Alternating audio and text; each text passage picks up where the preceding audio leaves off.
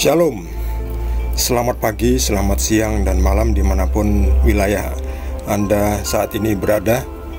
Kita teruskan dengan kitab Kejadian bab 31 dengan judul perikop Perjanjian antara Yakub dan Laban. Lalu Laban menjawab Yakub, "Perempuan-perempuan ini anakku, dan anak-anak lelaki ini cucuku, dan ternak ini ternakku. Bahkan segala yang kau lihat di sini adalah milikku. Jadi apakah yang dapat kuperbuat sekarang kepada anak-anakku ini atau kepada anak-anak yang dilahirkan mereka?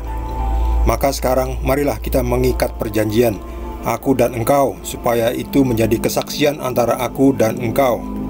Kemudian Yakub mengambil sebuah batu dan didirikannya menjadi tugu. Selanjutnya berkatalah Yakub kepada sanak saudaranya, "Kumpulkanlah batu." Maka mereka mengambil batu dan membuat timbunan. Lalu makanlah mereka di sana di dekat timbunan itu. Laban menamai timbunan batu itu Yegar Sahaduta, tetapi Yakub menamainya Galet. Lalu kata Laban, "Timbunan batu inilah pada hari ini menjadi kesaksian antara aku dan engkau." Itulah sebabnya timbunan itu dinamainya Galet dan juga Mispa. Sebab katanya, "Tuhan kiranya berjaga-jaga antara aku dan engkau apabila kita berjauhan. Jika engkau mengaibkan anak-anakku, dan jika engkau mengambil istri lain di samping anak-anakku itu, ingatlah, walaupun tidak ada orang dekat kita, Allah juga yang menjadi saksi antara aku dan engkau." Selanjutnya kata Laban kepada Yakub, "Inilah timbunan batu, dan inilah tugu yang kudirikan antara aku dan engkau. Timbunan batu dan tugu inilah menjadi kesaksian bahwa aku tidak akan melewati timbunan batu ini mendapatkan engkau, dan bahwa engkau pun tidak akan melewati timbunan batu dan tugu ini mendapatkan aku dengan berniat jahat.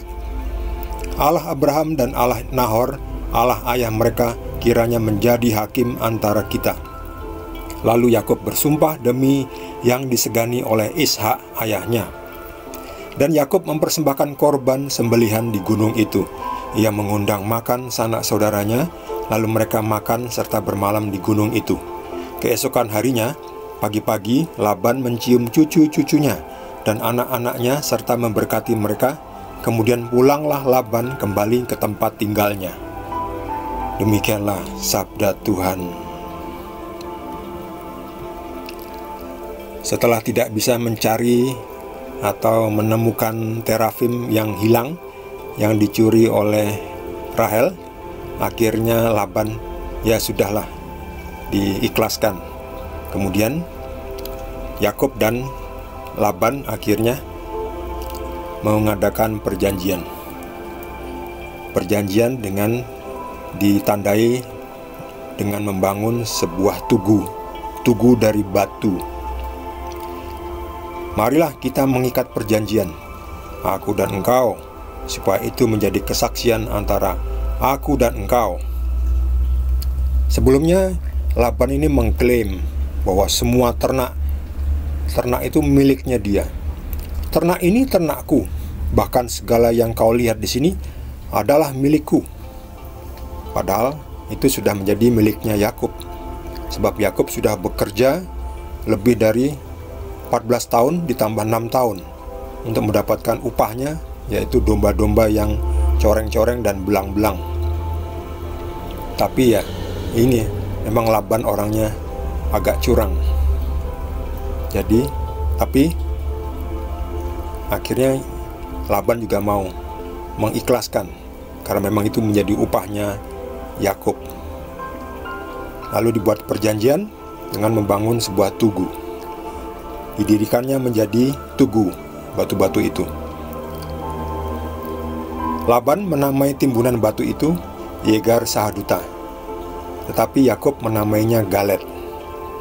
Jadi masing-masing bersikukuh menamai tempat itu.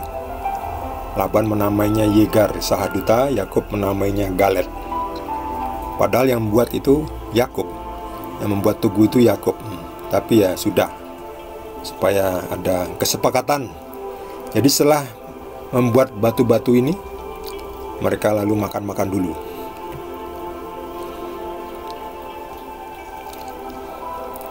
"Inilah timbunan batu, dan inilah tugu yang kudirikan antara aku dan engkau."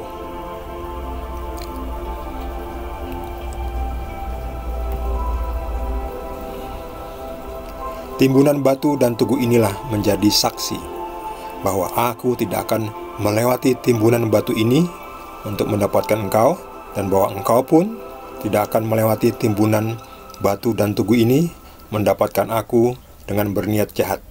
Jadi kuncinya adalah dengan berniat jahat. Jadi melewati timbunan batu itu boleh, tetapi tanpa berniat jahat. Mungkin hanya untuk menengok mertuanya dan sebagainya, tetapi tidak boleh dengan berniat jahat. Kiranya Allah Abraham, Allah Nahor itu menjadi hakim di antara mereka. Lalu kembali lagi seperti biasa itu ada perjamuan, makan-makan, merayakan kesepakatan. Malam itu mereka bermalam di gunung ini, di gunung ini. Besok paginya Laban kembali ke rumahnya, mencium cucu-cucunya, anak-anaknya, memberkati mereka. Kemudian Laban pulang ke tempat tinggalnya di Padan Aram. Di mana itu? Ini dia, sekitar sini nih, dekat Haran ini. Jadi sebelumnya pergi ke sini ya, ke pegunungan apa ini namanya ini? Gilead ini, pegunungan Gilead ini. Itu dekat antara Danau Galilea dan Laut Mati. Jadi letaknya di sini nih ya. Ya ini. Sini balik ke sini. Ini kemarin katanya 7 hari perjalanan. Wah, lama sekali ya, 7 hari. Ya, naik keledai, jadi memang lama.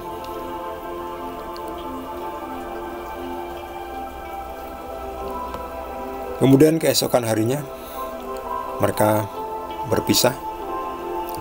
Laban kembali dan Yakub siap-siap berangkat menuju ke rumah orang tuanya, yaitu Ishak dan Ribka.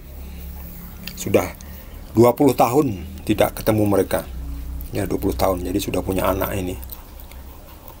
Bayangkan 20 tahun tidak pulang kampung menemui orang tuanya, padahal sudah nikah, sudah kawin, sudah punya anak. Jadi orang tuanya belum sempat menghadiri perjamuan resepsi perkawinan anaknya ya. Tiba-tiba pulang membawa 2 orang istri, bahkan juga selir dari budaknya, lalu anak-anaknya ya, yang udah banyak sekali, itu ada 12 ya, untuk menemui Ishak dan Ribka. Pastinya seru. Tapi tentu diingat pula bahwa mengapa Yakub waktu itu melarikan diri juga alasannya karena menghindari kemarahan Esau yang hak kesulungannya diambil oleh Yakub. Jadi bentar lagi Esau akan ditemui oleh Yakub.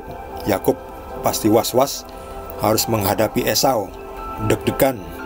Nih kira-kira apa respon Esau ketika Yakub kembali pulang setelah 20 tahun.